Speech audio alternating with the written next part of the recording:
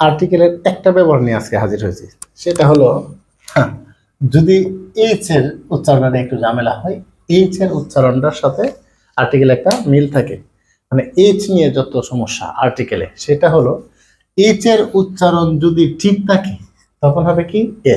আবার বলছি, এইচ এর উচ্চারণ ঠিক থাকিলে এ হবে, এইচ এর উচ্চারণ ঠিক না থাকিলে এন হবে। এক কথায় শেষ। যদি এইচ এর উচ্চারণ ঠিক থাকে তাহলে হবে কি এ, আর এইচ এর উচ্চারণ ঠিক না থাকিলে কি হবে এন। আচ্ছা, উদাহরণে আসি।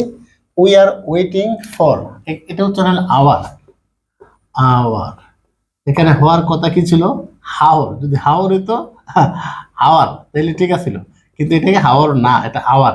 তার মানে এইচ এর উচ্চারণ ঠিক নাই, আর ঠিক না থাকলে কি হবে এন হবে। যেমন they will do it in এর, এটা আওয়ার, দেখি আওয়ার এন্ড হাফ, কিন্তু এটার উচ্চারণ কিন্তু হাফ। এই যে হাফ, এইচ এর উচ্চারণ কিন্তু ঠিক আছে। আমরা জানি এইচ এর উচ্চারণ কি হয়, হ, স্বাভাবিক ক্রমে। যেহেতু ঠিক আছে এখানে হবে কি এ। আবার সানডে ইজ নট, এই যে এটা কিন্তু হলিডে, এই যে হ ঠিক আছে কিন্তু হলিডে, এইচ এর উচ্চারণ ঠিক আছে, ঠিক থাকলে কি হবে এ। আবার দ্য কিং লেফট ইয়ার, এটা উচ্চারণ কিন্তু ইয়ার।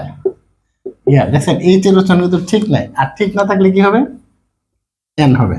আবার মিস্টার রহিম ইজ, এটা কিন্তু অনারেবল না, অনারেবল। তার মানে কি অনারেবল, এই যে এইচ এর উচ্চারণ ঠিক নাই, ঠিক নাই বিধে কি হবে এন।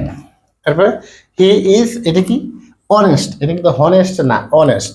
এইচ এর উচ্চারণ ঠিক নেই, আর ঠিক না থাকলে কি হবে এন হবে। তার মানে মূল সার কথা কি, এইচ এর উচ্চারণ যদি ঠিক থাকে তখন হবে এ, আর এইচ এর উচ্চারণ যদি ঠিক না থাকে তখন হবে কি এন।